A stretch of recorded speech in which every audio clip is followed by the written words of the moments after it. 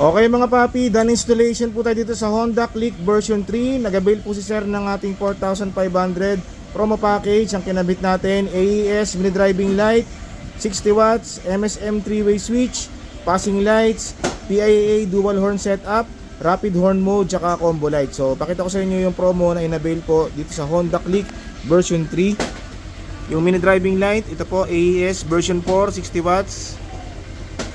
Ang low beam niyan, white, high beam, yellow. Okay, ito yung ginamit nating switch. Side mirror mount, MSM 3-way switch.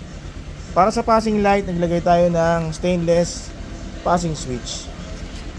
Bali pag naka-off yung MDL, pwede makapag-passing, low beam, passing, high beam, passing. Okay. Sa busina po, ang nilagay natin, PIA, dual horn setup. Yung stock horn selector natin, naglagay tayo ng halo switch. Doon po nakatago po. Dito yung banda. Diyan, sa ilalim. Okay, bali pag naka-off yung switch, stock horn, long press, magra-rapid, palit,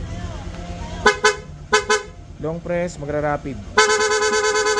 Yan. So, rapid yung combo lights.